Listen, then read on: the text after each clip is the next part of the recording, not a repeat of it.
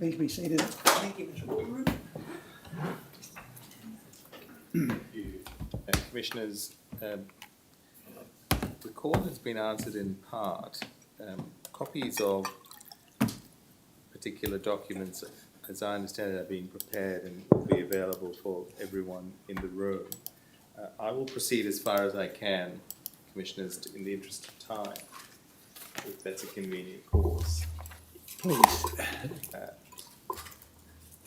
Ms. Waldron, you say at paragraph 26 of your responsive report, go to that please.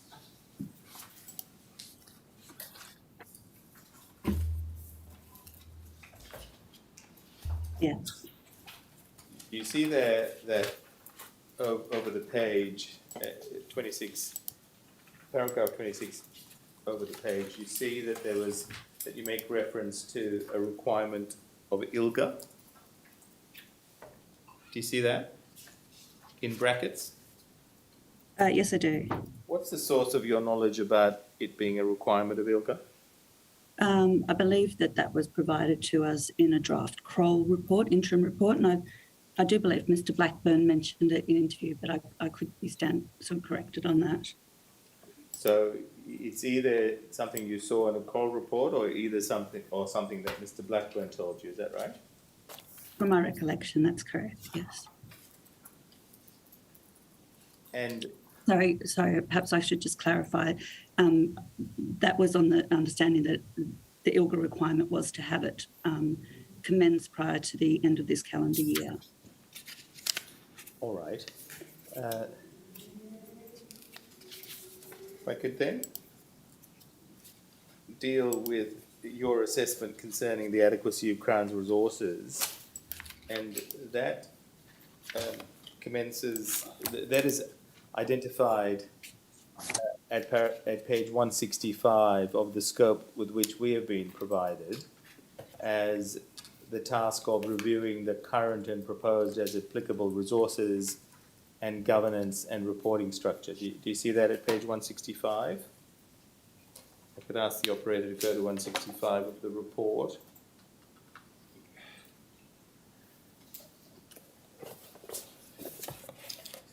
And yes, I do. you addressed that at section B8 of your report, commencing at page 196. Yes. Can you explain what human resources or quantity surveying expertise you have with respect to assessing workforce demands relevant to particular tasks?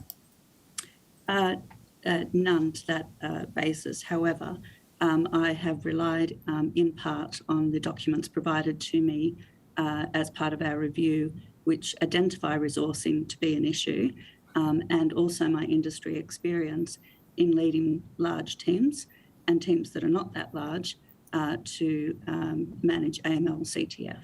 Have you ever led a team of the size of a 111? No, not directly. Do you accept that in order to assess the adequacy of resources, one needs to understand the scope of the task and then to have some legitimate basis for a forecast? Yes, I do. I agree with that. And that is especially so if they are forward-looking statements. That's right. And to do so, I've had reference to the FCCP and Crown's transformation program, which includes the FCCP. At paragraph 8.3.10 at page 197, you mention 110 resources and with 80% filled, and you're aware that the team for AML CTF in Crown is 111 people? I rely on your knowledge of that. I think it's been moving for some time, but if you say it's 111, thank you. Yes. Have you come across a larger team to address AML CTF in the work that you've done with respect to your clients in relation to someone in the casino industry? Not in the casino industry, no, but in other industries, yes. What is the average size of a team in in respect of the clients that you advertise on your website? It differs. It depends on the industry, it depends on the sector, it depends on the size of the entity. And I just clarify that not all of our clients are advertised on our website. So my comments would apply regardless. And so what is the average size of a team?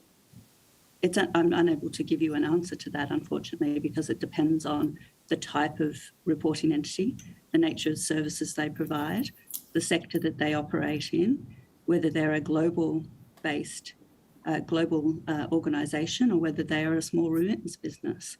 We act on behalf of a wide range of those reporting entities, and as you identified before, I have worked in large entities which have significantly large teams to manage AML CTF. None that I would have seen in the casino industry, which is bigger than the current Crown second line resourcing team.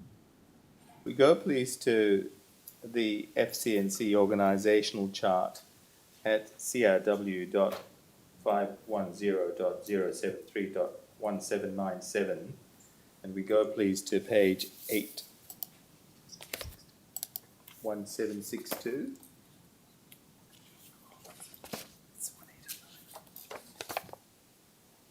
At 1809,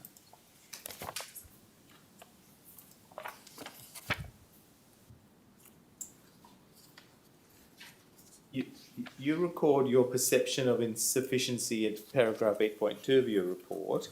Could you tell us where within that organisational chart the insufficiency exists? My comment in relation to insufficiency and the opinion I've expressed doesn't relate just to the second line team. In fact, I highlight that it also applies to the first line team, of which this doesn't represent an organisational structure. So I'm not here to say that this organisational structure demonstrates insufficiency, and it's very hard to say that.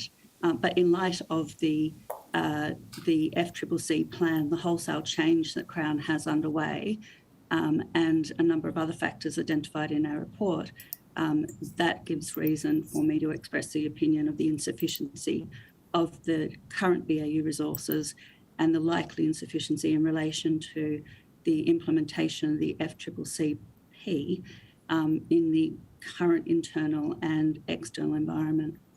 So your comments are directed, therefore, to the first line assessment, is that right? A combination, not just to the first line, but the 3 lines of defence at Crown. Okay. So do you accept that your view as to the adequacy of resources is coloured by the demands on Crown that you detect from the various royal commissions and investigations? In part, I accept that, yes, but not in of itself. You accept that those commissions and investigations are not likely to continue forever? No, they are not. You're aware that McGrath-Nicol has expressed a view in relation to the adequacy of Crown's resources. Are you aware of that? Oh, yes, I am, sorry. McGrath-Nicol's report, if we go please to page 208, table 2.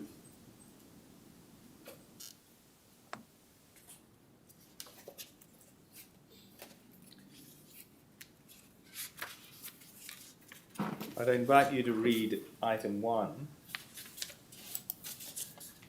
Goes over the page.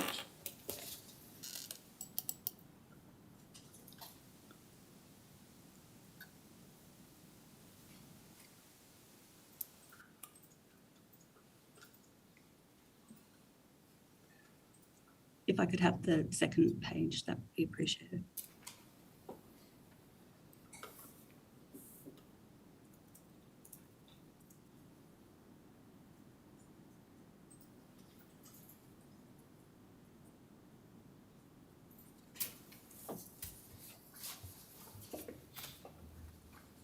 Yes. McGrath-Nicol, it would be fair to say, is less pessimistic than you. I actually don't think we're in disagreement. McGrath-Nicol take the view that Crown has had good success in attracting capable and experienced leaders ready to take up the challenge and succeed. Do you see that? I do, and I agree with that. I think we've just expressed it in a different way. McGrath-Nichols say that 80% of the positions have been filled and additional support is being provided by PwC and operational business units. Do you see that? I do. And McGrath-Nichols takes the view that momentum will build as the FCNC team reaches its target operating model. Do you see that? I do. Do you accept all of those conclusions? I do. And in respect of funding, at item 3 on that page, you'll see that McGrath-Nichols note that Mr. Blackburn has not been denied any of the resources that he needs. Do you see that? I do. Has he told you something similar? Yes, Mr. Blackburn did note that in interview that he had been provided with all the resources he needed. He, however, caveated that by a very pragmatic comment that in the current commercial environment, with only one casino operating out of the 3 properties, that money might not last. But he gave me no indication to think that he would be denied resources, and I have seen nothing to suggest that he has been. Are you aware of the evidence of Mr. Bruce Carter, director, that Mr. Blackburn will in effect get what he needs? No, I'm not directly aware of that. In your responsive report at paragraph 31, you refer to Mr. Blackburn's evidence as some sort of corroboration of the view that you expressed. Do you see that? Paragraph 31. I do. So you rely upon the evidence of Mr. Blackburn in that regard. Well, I think that is a sensible comment that Mr. Blackburn made, and I would agree with it. And if Mr. Blackburn testifies next week that he does not view the resources of Crown as inadequate, you'd have no reason to doubt that, would you? I would expect that if he was asked in relation to the second line, that would be something he has direct knowledge of, and maybe the first and the third line as well. I think he's a very well-resourced manager of a very large financial crime compliance team. Would you be prepared to accept Crown's declaration as to ensuring adequate resources are provided as contained in the position paper, paragraph 65?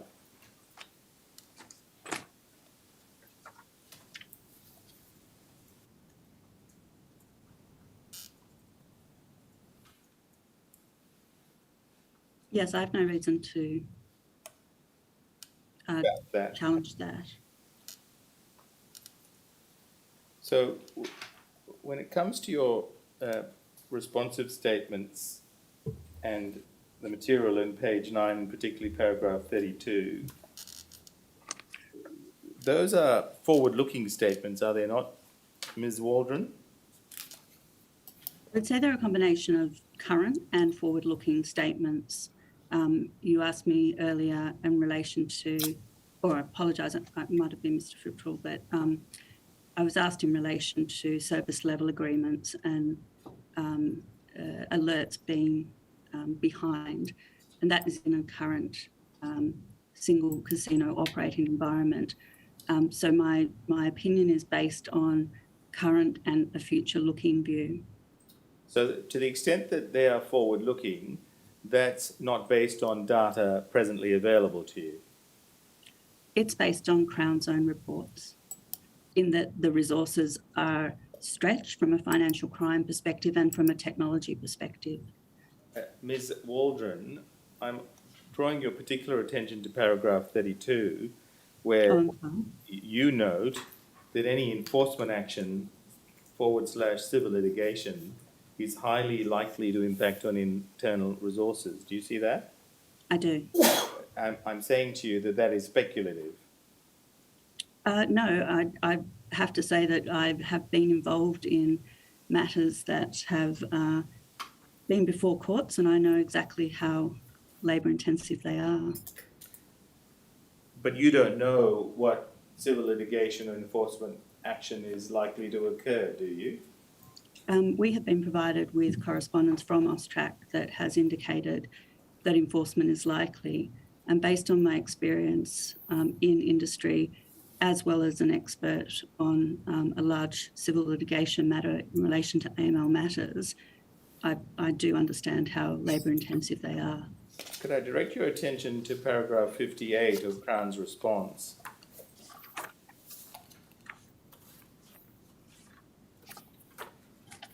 Where Crown states, the majority of the Crown financial crime team are not involved in responding to Austrac's investigations into Crown Melbourne and Crown Perth. Does that change your view, Ms. Waldron? No, I have no reason to dispute that. I have no basis to dispute it.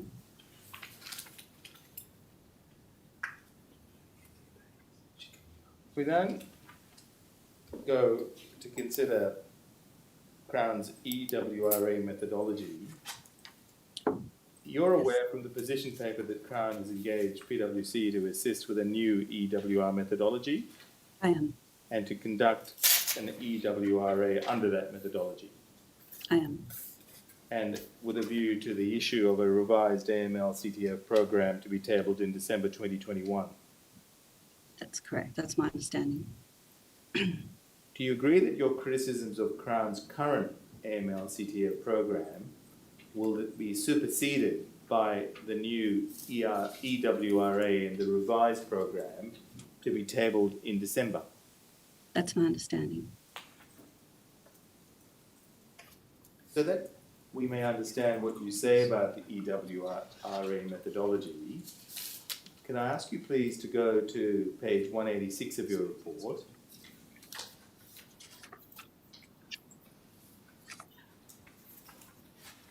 Yes. You received the complete documentation relevant to the EWRA on 18 October. I don't have the date in front of me, but I'm happy to accept that I received those two documents referred to in my statement at or around that date, yeah. If you go please to paragraph 4.1.3. Yes. You'll see there that you state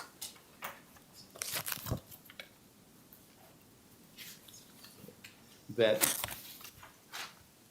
Crown's MLTF risk methodology or model is largely consistent with the regulatory expectations and industry practice. Do you see that?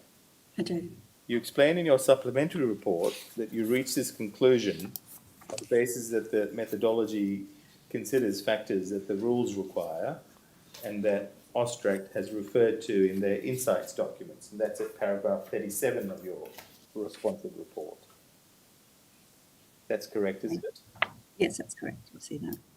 You say that there are a number of things that are not documented in the current methodology that may be included in the final EWRA report. That's at paragraph 37 as well. Yes. Now, in a process of risk identification, do you accept that the process might go as follows? A methodology for identifying risk is developed. An assessment of risk according to that methodology is undertaken. Risks are identified, and to the extent that risks are identified that are not captured by the methodology, then the identified risks are incorporated into the methodology.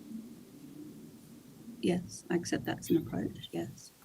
In that process, you accept that there must necessarily be a gap in time between the identification of a risk that is not captured by the methodology and the updating of the methodology to capture the newly identified risk.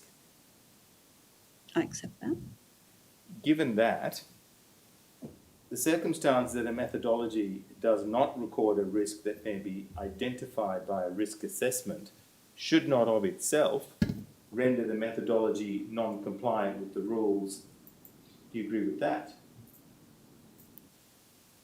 Sorry, could you restate the question, please? So in light of the matters to which you have acceded, the circumstance that a methodology does not record a risk that may be identified by a risk assessment should not of itself render the methodology non-compliant. I agree with that, yes. Because that would produce a perverse result if it were otherwise, because the purpose of the methodology is to enable the entity to identify risk, That's correct. And that's an iterative process. including risk that may not have been appreciated when the methodology was crafted. Or known about, yes. You have not seen the final EWRA report. No, it's at the time of our report, it was not finished. You cannot anticipate the changes that may be made to the methodology as a result of the final report. No, my comments only relate to the methodology document that we were provided. So, And I accept that changes will be made along the way. so any conclusion that the final report may not be compliant would be speculative. The reference to the rules there relate to silence in relation, in the existing methodology, in relation to a number of factors that need to be assessed as risks change prior to the offering of a designated service. So if I could give you an example, is if there is a new product that is being launched, it must be risk assessed prior to its introduction. I saw nothing in the methodology that required that change risk process or referred to that change risk process in a way that is captured in Rules 9.1.5. And that's what I was referring to in relation to the methodology not being compliant with the rules, not the outcome of the methodology itself. What I'm directing your attention to is that because you haven't seen the final EWRA report, any conclusion about non-compliance is presently speculative. It was based on the document that I saw. I have not seen the final report. You've seen from the position paper that Crown referred your critique to PwC and they provided a response? I did, yes. And that's set out in a table.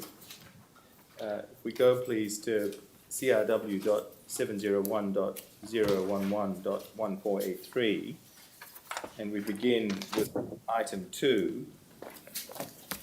Item 2 takes up your comments at 4.2.4. I'd invite you, Ms. Waldron, to go to 4.2.4 in your hard copy report because it adverts to two matters in 4.2.31 and 4.2.32.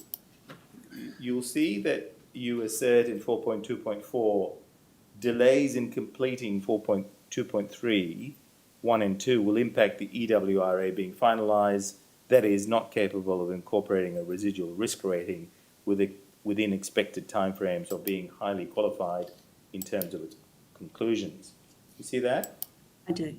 Pricewaterhouse, PwC responds, the in-flight activities, controls, collation, validation, and quantitative data sourcing have been successfully concluded for the purposes of the MLTF EWRA. Do you see that? I do. Do you wish to withdraw or otherwise qualify your report's findings at 4.2.4? My findings in that particular paragraph were made at a point in time. Obviously, things move. My comment related to the position that it was when we were preparing this report. I have no basis to challenge the PwC update, and I'm more than happy to take that on board. So you would withdraw 4.2.4? No, I don't think I would withdraw it because the comment still stands if those things hadn't been done. So delays in completing them would have resolved or will impact those things. At that point in time, that was my opinion. Your PwC is saying to us that those things are done, and I accept that, and I say that it won't impact the EWRA in the way that I had considered at the time that I was writing the report, which is a point in time. Are you aware, Ms. Waldron of the Federal Court Practice Notes edict that experts should willingly be prepared to change their opinion or make concessions when it is necessary or appropriate to do so, even if doing so would be contrary to any previously held or expressed view of that expert. I'm not intimately aware of that, but I'm aware of the general reference, and I am more than happy to concede. I just am trying to explain that at that point in time, my comments said, as they stand, said that they would have an impact if they weren't completed. PwC has since said that they are completed, and I have no reason to doubt that. And so the things that I have given an opinion on, if there had been a delay, no longer stand. We can then move to item 3. Item 3 is again dealing with the commentary in paragraph 4.2.4, and it's the second sentence of that paragraph. That paragraph reads, the lack of a transition plan to Crown's internal resource, and then, as opposed to PwC, and then there are some words missing. Ultimately be responsible for oversight and management of the EWRA may impact its ongoing sustainability. Do you see that? What I see on the screen actually does say, as opposed to PwC, who are currently supporting various FCCCP initiatives.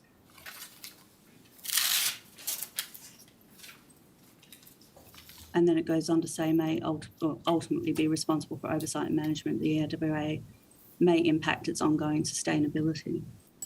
All right. Leaving aside what seems to be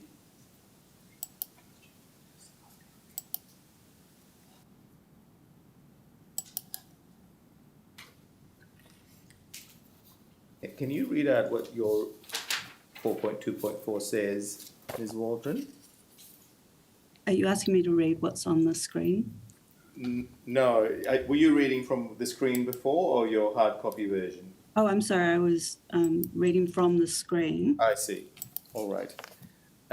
So you weren't reading from a different version?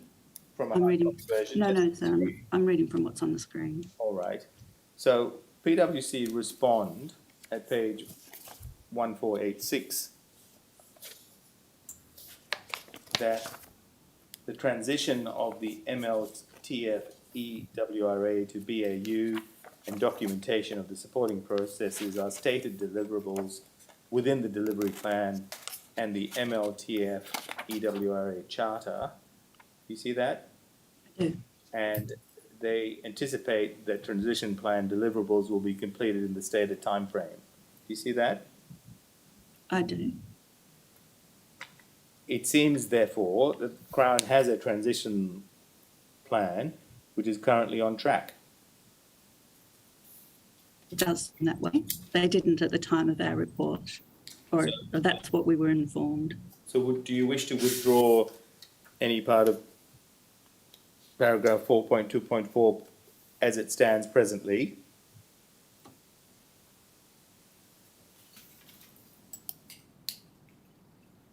At the time that I wrote the report, my opinion was that it may impact its ongoing sustainability.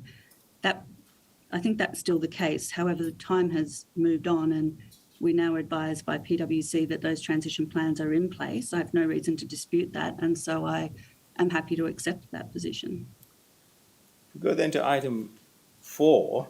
Item 4 takes up what you say in paragraphs 4.2.5 and 4.2.6 of your report, where in essence you say that the methodology does not consider an assessment of terrorism financing risk which Crown may be exposed to. You see that? I do. And the PwC response is the methodology notes the assessment of both ML and TF risks, and then goes on to say the MLTF EWRA will consider terrorism financing event as stated in the corporate risk profile, but observes in the subsequent bullet points that TF risk is inherently low when it comes to casinos by reference to a paper from the UK Gambling Commission. Do you see that? I do. So the EWRA will indeed consider terrorism financing events. That's great. Yes, I see that. Do you accept all that? I accept that they will do that going forward. It certainly wasn't referenced in the original methodology, and I think it's appropriate that it will be included going forward. Do you wish to modify paragraphs 4.2.5 or 4.2.6 in any way?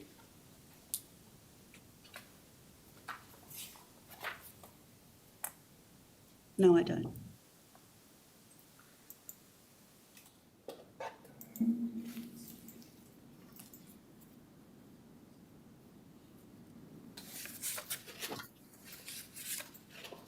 So, Ms. Waldron, in relation to your experience and in designing and implementing EWRAs, can you tell me how many EWRAs you developed and conducted in your time at NAB?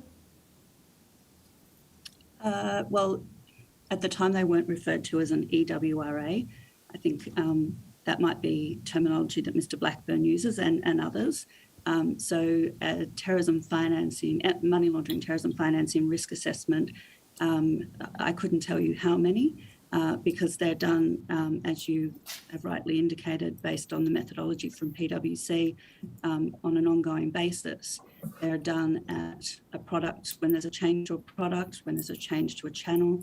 And so there would have been multiple risk assessments conducted during my time at NAB. I may not, however, have been the person to conduct those because I was the global head of financial crime and I would have established the policy or the methodology in which they were done.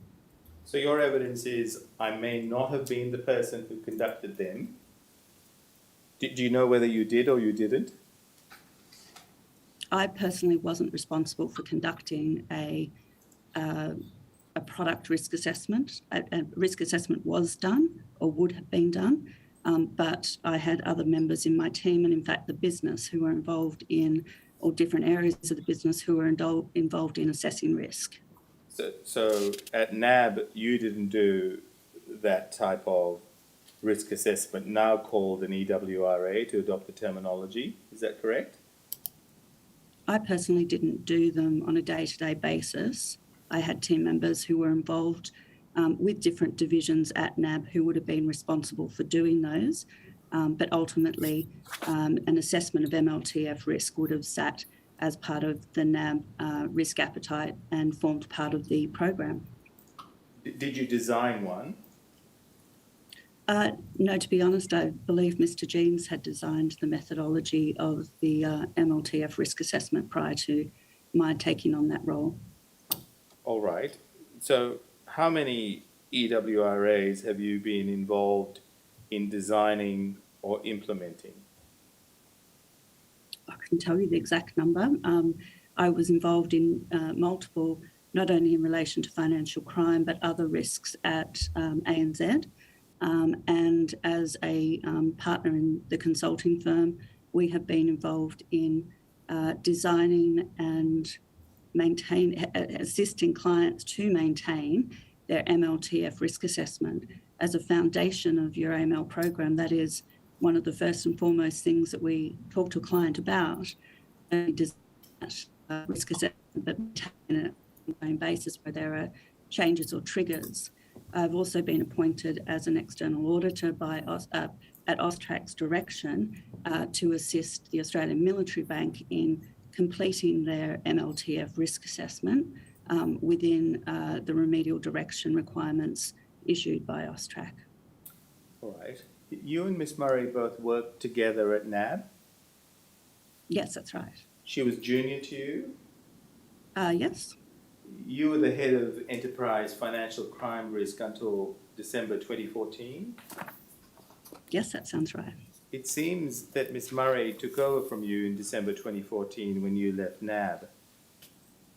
She certainly did. It was in December, and yes, she took over that role, and the role was subsequently restructured, and Miss Murray undertook a portion of the role that I held in the new restructure. Can you tell us of the circumstances of your departure from NAB? I tendered my resignation. I offered to stay as long as NAB needed me to stay, given the time of the year that it was, and I was asked to leave the next day because I was going to a competitor bank who was across the road, and my role in NAB was of such seniority that they thought it appropriate that I leave, effectively going on gardening leave, I think it's referred to. I see. We have been provided with some exchanges between you and Mr. David Yates. Do you have that available to you, Ms. Waldron? I don't know what you're referring to, sorry. You'd like to bring up Email exchanges of 10 November 2021. Oh, last night, yes. You have a copy of that email? Not on me, no. Mr. Yates undertook to provide it to you during the course of the break. I'm familiar with the email. You are familiar with the email? Yes, I wrote it last night. Everyone else is familiar with the email. To the commissioners? I can give him a copy.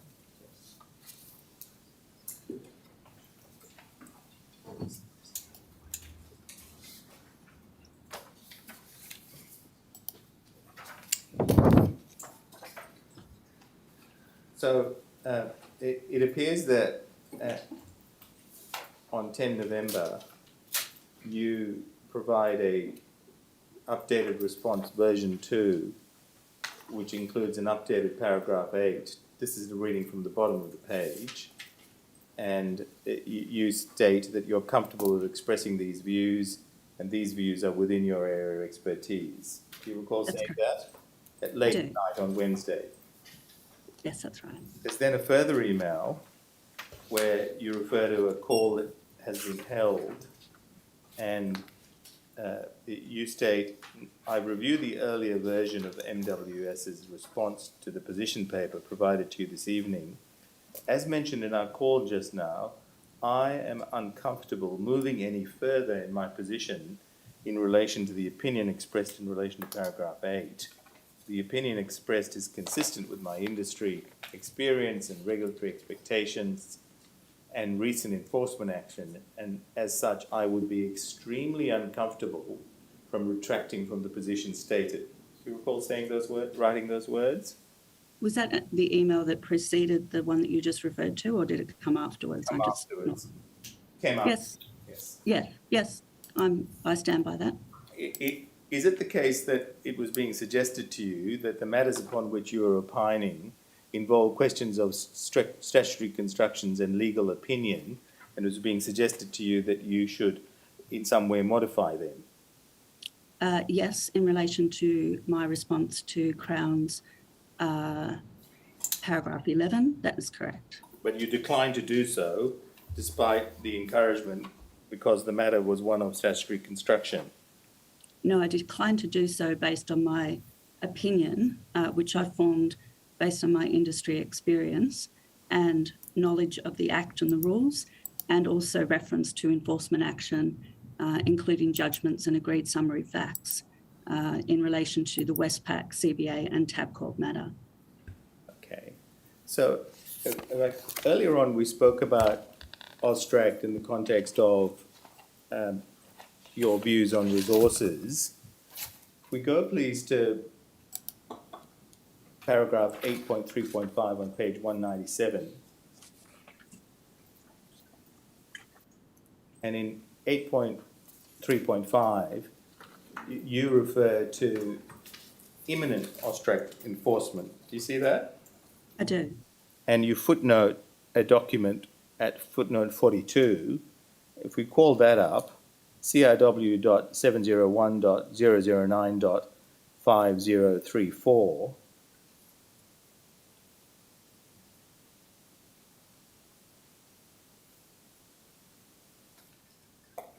and go to page 5132,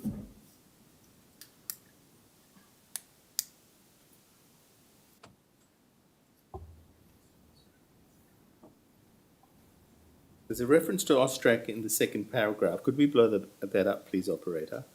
Thank you.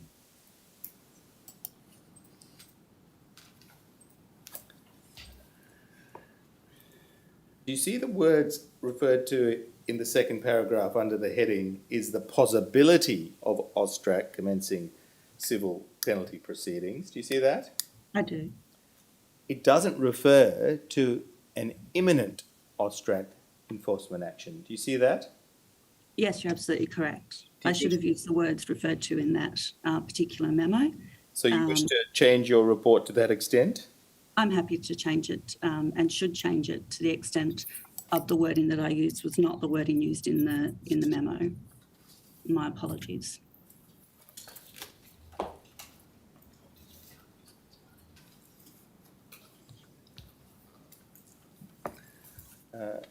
Commissioners, we've been provided with another document which is headed Proposed Scope Fee Estimates and Terms and Conditions. And I understand my learned friends have been provided with that too at the bar table. I don't know whether commissioners have been. Not that I'm aware of.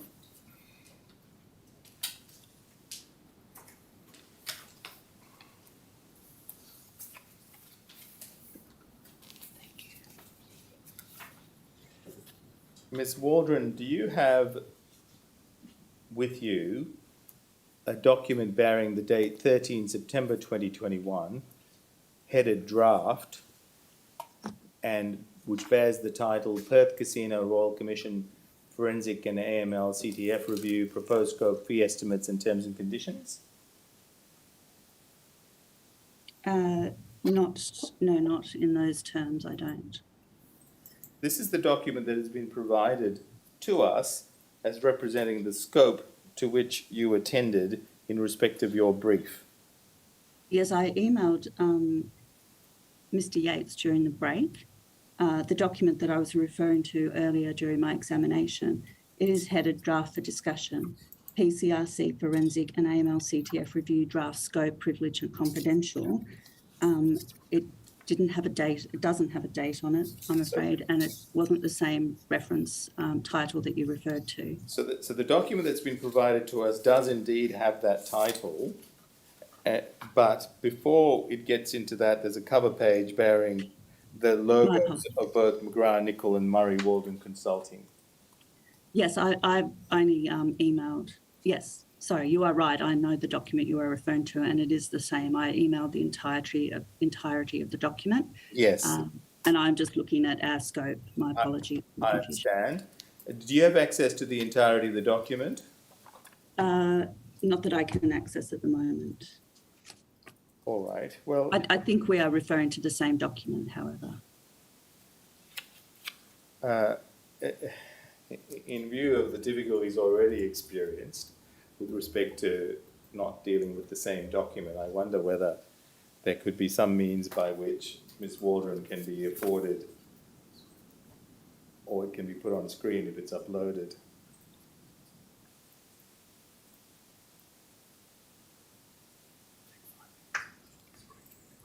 I wonder whether we ought to adjourn for 5 minutes to accommodate the delivery of a hard copy. Could you just remind me what the cover title of that document was? The cover title is Perth Casino Royal Commission Forensic and AML CTF Review, Proposed Scope, Fee Estimates and Terms and Conditions, and it's dated 13 September 2021. I do have that document in full here in hard copy. I've just located that in my papers. Thank you. So this is still a draft. It's not a final scope.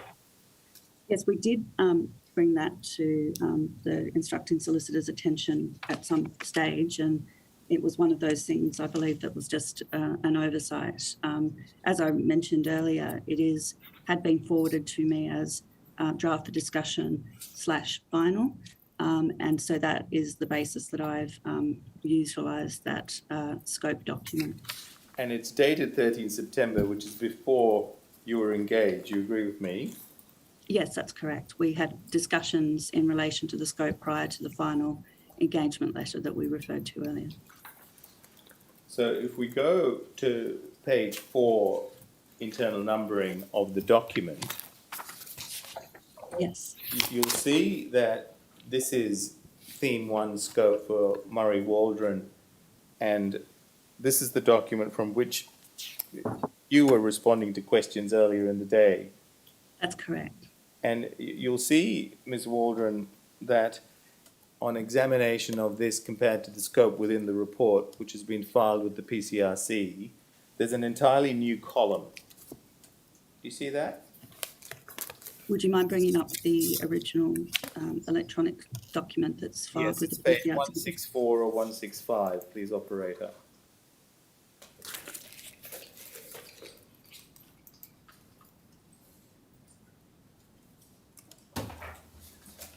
Of PCRC.0021.0001.0121.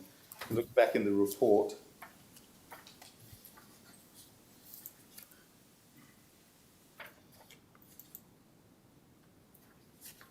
Thank you. Yes. There's an entirely new column, and the heading of the third column, which is not replicated in the document that we have seen, identifies primary tasks, noting that the same task may address multiple steps. And within that, there's a reference to review materials, which refers to key Crown reports. Do you see that, Ms. Waldron? I do. And if you go to page 5 and item 7, there's a reference to review, oversight and governance processes and management information reporting provided to senior management and Crown Board to evidence program implementation and compliance. You see that? Yes, I see that. That's entirely absent from the document that's attached to the report filed in the PCRC. Do you agree with me? If you'd like me to just look at the PCRC version, I'll be able to confirm that, but I don't Please. I don't dispute what you say. All right. Operator, please would you let Ms. Waldron examine? I suspect it's version control. However, that's not a very good excuse. It's not addressed in the report either, is it, Ms. Waldron? That item 7. I think I need to draw your attention to page 0194.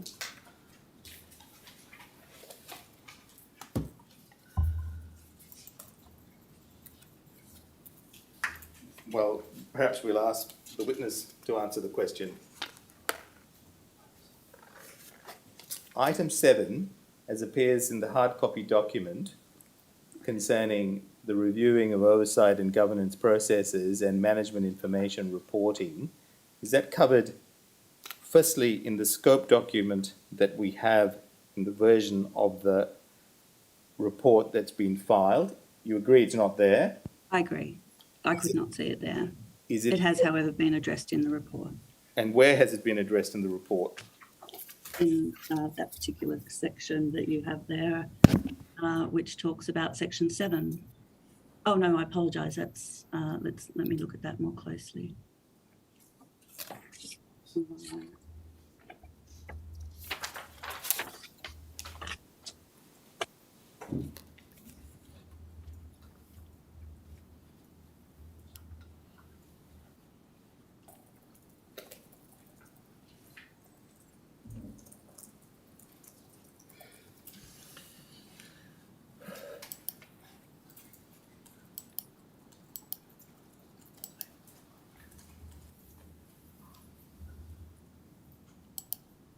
Yes, it is addressed in B7.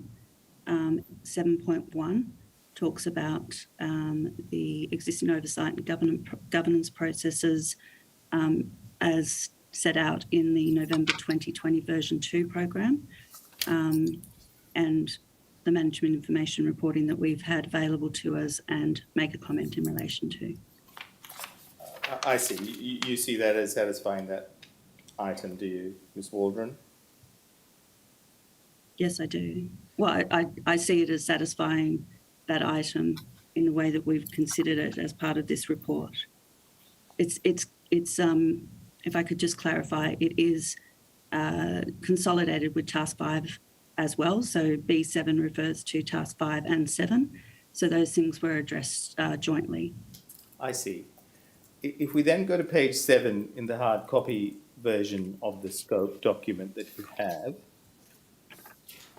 you'll see there are items 12 and 13.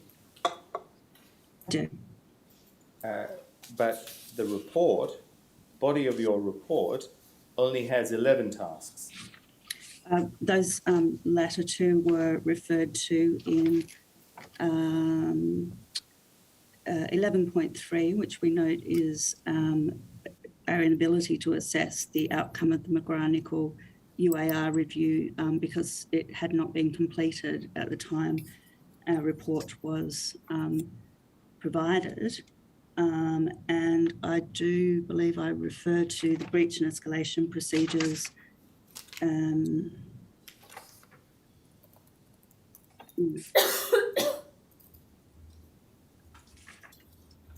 This will be 11, but I'm just going to try and confirm that for you. Oh, no, I'm sorry, B 11.2, which refers to the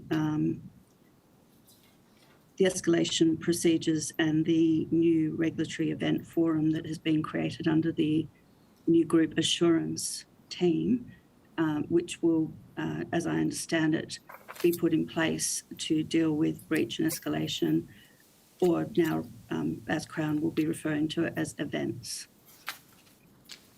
That's paragraph 11.2.6. I see. So even although there are 13 steps identified, your body of the report only goes to task 11. Is that correct?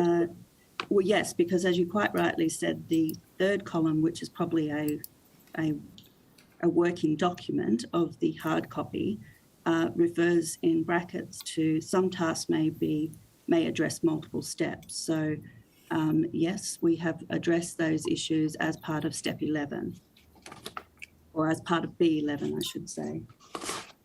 So if we go to page 16 of the hard copy document, you see there Sorry, are... which one? Oh, the 13 September document.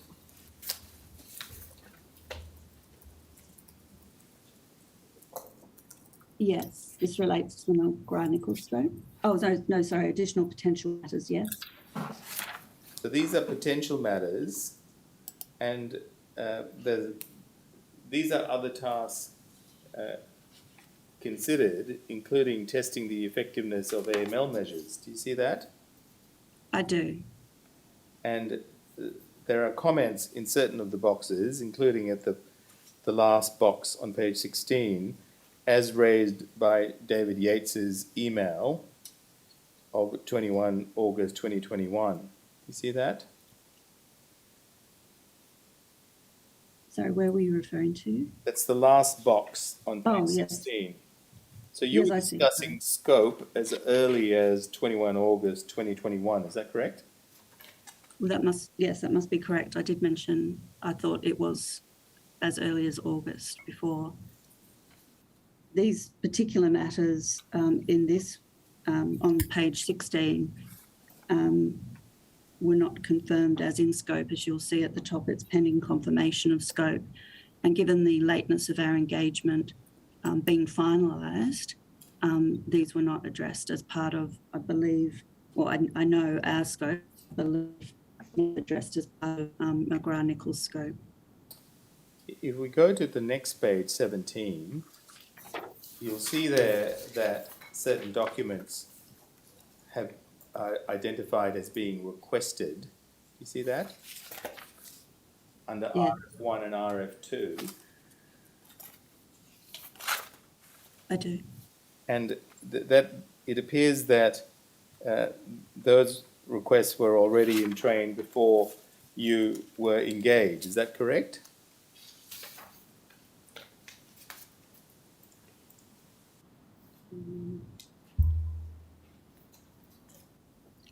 I can't categorically say, but I do believe that we, as in MW, added to an existing list of documents being requested. I don't know the timing of that because it was left to the solicitors. I see.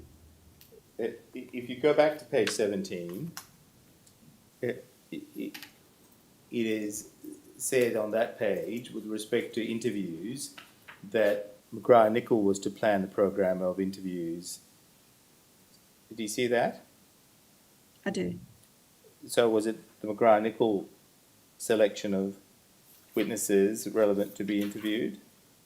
McGrath-Nicol certainly organised all the witnesses on behalf of both MWC and McGrath-Nicol, and very kindly resourced those to be taped and arranged via calendar invite. So to that extent, yes, they certainly did plan and program the interviews. But as I mentioned earlier in my evidence, we identified the relevant people that we wanted to speak to. And even in the situation of Ms. Seegers, who McGrath-Nicol did not want to speak to, they also were helpful enough to arrange and attend that interview for the purposes of recording. Go to page 20, where it's recorded. Who's the author of this document, Ms. Waldron? I believe McGrath-Nicol had carriage of this particular document, and it was obviously circulated for us to input into our particular scope theme. So you had a hand in its drafting or conclusion? I had a hand in drafting the scope of theme 1, yes, and the steps and tasks stated in that, yes, I did. And you had a hand in checking the contents were accurate? As it related to theme 1, yes, I didn't have a particular view in relation to McGrath-Nicol's scope, and I assumed that would be the focus of their attention. And in relation to RF1 and the document reviews, they were it was something we contributed to outside of this particular document, as were the interviews that we wanted to have in place and McGrath-Nicol put in place. If I could ask you please to go to page 19. Yes. And under the heading Second Request for Information, it's recorded, this request in addition to RF1 provided to solicitors assisting on the 11 August 2021. You see that? I do, yes. And there are items requested by Murray Waldron in that list, is there not? That's correct. This would have been the table that we added to. So on that basis, RF1 must have been in train, and we inputted into the second request, RFI2, the particular documents that we were asking for that were related and specific to our scope. I thought you told me this morning that you did not do any work prior to your engagement on 20 September 2021. I didn't conduct any work other than to settle the scope, and I believe I did say this morning that that we were discussing with the solicitors over some time the final scope of which this document, I believe, reflects. But I certainly hadn't commenced reviewing any documents, or I was not provided with access to any documents. I hadn't formed an opinion or conducted any work papers prior to being finally signed up in relation to our engagement. What about the assistance provided in relation to the formulation of requests for documents? Well, that was to enable the documents to be requested from Crown so we could start our work as soon as possible upon confirmation of our engagement. So I don't see this as work per se. I see this as being able to put us in a position to commence work and have those documents required available to us upon signing of the engagement letter.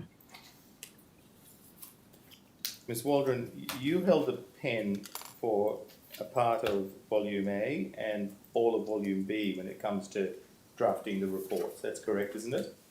It is correct, yes. The report was completed in a short time. It was a short time, yes, I agree with that. The report contains numerous typographical errors and incomplete sentences. I do concede that it contains typographical errors, and I'm sure you would point out the incomplete sentences, so I will rely on you for that. On your thinking, the final scope is not annexed? Well, that does appear to be the case. I did rely on McGrath-Nichol to include the scope, and it's my error not to have checked that. So I'm happy to concede that has been an issue, and I apologise for the inconvenience to the Commission. It refers to an Annexure B, which you say you didn't have time to complete. That's correct. Neither party, McGrath-Nichol or I, were able to compile those documents, and that request was completed by cause.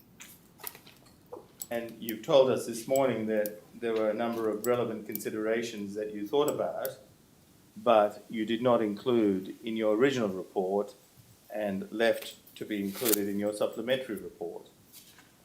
I was happy with how my original report stood, but on Crown's position paper, I was asked to respond, which is what you refer to as the second report, but it is merely in response to Crown's position paper, and I was comfortable to express the opinion that I have expressed in the first report on the 28th of October. You've told us that you're familiar with the Federal Court Practice Direction for Experts and that you may have been provided with a copy, correct? I didn't say I was provided with a copy of that. I said I may have been provided with a copy of the independent expert code that you asked me about first. But you neither note the Federal Court Code for Experts in your report nor declare that you've complied with it. That's correct. Given all Neither that, report does, I believe. given all those matters, Ms. Waldron, are you still confident that you had adequate time to discharge your duties in respect of the scope, however defined, in relation to your role? Absolutely.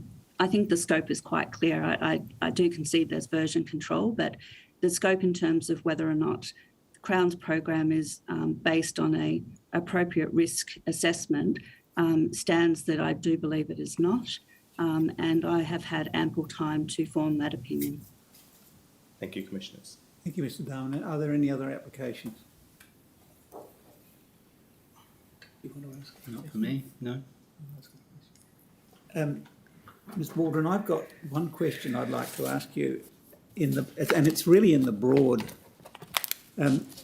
We've heard evidence that it's along these lines, and it's about, I'm standing back from casinos for a moment, but we've heard evidence along these lines that organised crime is agnostic to money laundering methodologies, because organised crime tends to mix up the methodologies according to what they believe the law enforcement agencies are not looking at. Correct. That's correct. And that then causes the law enforcement agencies often to themselves become agnostic to methodologies and to, as they put it, follow the money. Is that your experience of, from your experience in various industries in relation to money laundering? Does that accord with your experience? Yes, it does, Commissioner. It accords with my experience, and in addition, and perhaps more recently, law enforcement and regulators have not only followed the money, but also identified where harm has been perpetrated on the community as a result of financial crime, and looked at that as well. So it's not solely based on following the money, but looking more holistically at harm to the community as a result of organised crime, and that also would be agnostic of typologies or sector. And that was the lead into my question, which is if, and I realise that the provider of the designated service is in quite a different situation to the law enforcement agents. I understand that. But if it's difficult to be other than agnostic to methodologies, how does that fit with the obligation of a provider of designated services to be sensitive to risks which one would think are themselves sensitive to typologies or methodologies of laundering? Well, perhaps that question goes directly to the risk-based approach, because the risk-based approach allows a reporting entity to assess its own risk specific to its size, nature, complexity, and the sector it works in. So in the Crown's case, they ought to be familiar and are now familiar with the types of typologies that might allow or inadvertently facilitate money laundering to take place. And they should direct their resources and their controls to those higher risk areas. Well, that would look very different from another sector, such as a wealth manager or a bank even. And so it's agnostic of risk, but it allows the reporting entity to assess the risk based on its own defined circumstances. I hope that's answered your question. Yes, but is it? I sometimes have difficulty in really grasping what is the risk. Yes, it's unfortunately the AML-CTF legislation is not helpful for, in particular, with due respect, lawyers who like black and white. What is the risk? Tell me what it is, and I'll manage it. It's grey. It's determine what your own risks are based on your customers, your products, your size, where you're located, where your customers are located. So there's just no clear definition of what is the risk, because that will look very different from one entity to the other. So unfortunately, it's as frustrating as it is, very difficult to define that. And in some respects, from one day to the next. Entirely, that's right. But if you understand what your customers are and who you're happy to do business with, where those customers are located, the types of exposure you might have from certain products and channels, you have at least a better opportunity to mitigate those risks, which is what the responsibility under the Act requires. And that will change from day to day, because unfortunately criminals target the weakest link in the chain, and they are fairly savvy when it comes to knowing where those weak controls are. And when they work out where they are, they go there. They target that. And a perfect example of that would be in the Commonwealth Bank AML matter, where the intelligent deposit machines that weren't just specific to CBA but to other major banks had weaker controls in their daily limit. And that soon became known to criminal organisations, and they targeted the CBA. So it's just a very good example of criminals being one step ahead of reporting entities, but the rules require reporting entities to at least assess their risks and put those controls and resources to the risks that they deem to be of the highest kind. Thank you. Thank you. Mr. Futrell. Please, Commission. I would like to just ask one or two questions by way of clarification.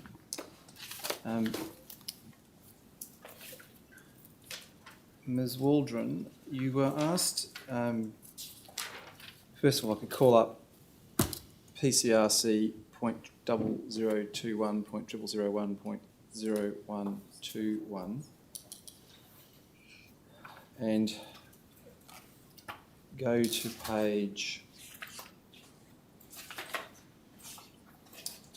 pinpoint .0190. You might recall, Ms Waldron, you asked some questions about paragraph 5.1 and I didn't get a very good note of your answer, but there was an exchange with you and friend Mr Dharmananda about part of the answer you gave to his question not being contained in the report, anywhere in the report. And I think in response to that question, you said words to the effect, it may not have been expressed exactly that way, but you thought it was in there somewhere. The issue concerned the extent to which there was a difference between the typologies identified in the initialism Deloitte Promontory and McGrath-Nicol reports and what you had described as the risk-based assessment. Do you recall that part of the evidence? I'm afraid I don't. Then I can't take it any further then. My apologies. I have no further questions. Thank you, Mr Futrell. Ms Waldron, thank you very much indeed for your evidence. That has been of great assistance to us in this rather complex area. You have our gratitude. Thank you very much. And Thank you. we will, you're now of course free to go, and we will adjourn to Tuesday morning, 8 o'clock. We'll adjourn until next Tuesday at 8 a.m. Perth time. Thank you very much. All rise.